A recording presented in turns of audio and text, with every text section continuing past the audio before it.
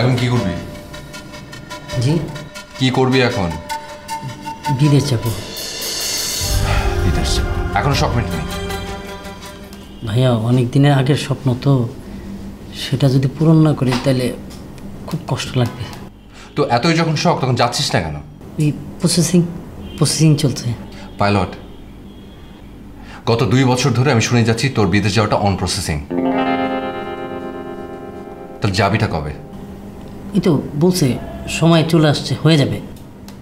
আর কালুর কাছে যে এত বছর ধরে এতগুলো টাকা নিলি, সেগুলো কোথায়?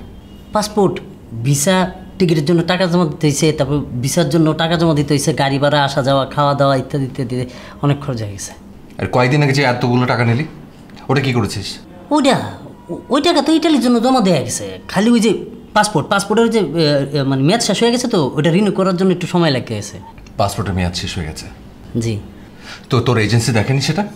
তুই না হয় বুঝিস না, তোর এজেন্সি তো বোঝার কথা। কার না কার পাল্লায় পড়েছে শালাই জানে। কি নাম এজেন্সির? সালমা। আর যে লোকের সাথে তুই কথা বলিস, সেই লোকের নাম কি? সাবের। অফিস কোথায়? ফকিরাপুর। ফকিরাপুর। কালকে খোলা আছে?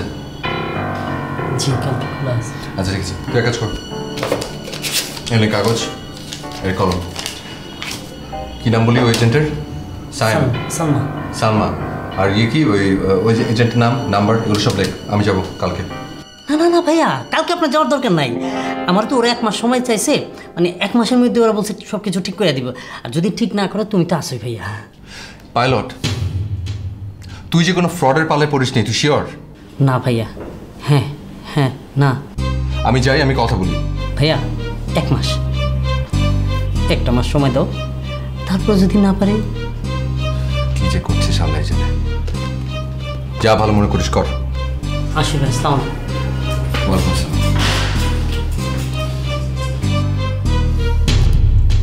গাধা একটা। কি খবর বানর সাহেব? আলাপ হলো?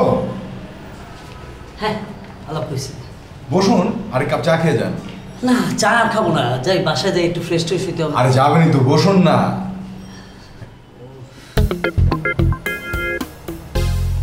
আরেক কাপ চা চলবে? না থাক, ঠিক আছে।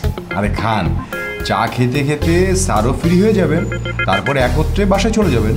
না, এই এখনই চলে যায়, বাসায় যাবো, একটু ফ্রেশ হবো, বুঝছেন না? ওই যে আপনি বললেন বাইরে আসবে, মিটিং আছে, উনি আবার মিটিং টিটিং শেষ করতে করতে তো রাইতে হয়ে যাবো কা, তখন বাসা যায় আবার ঘুমানোর সময় পাবো না, বুঝছেন না? অনেক ঝামেলা তো।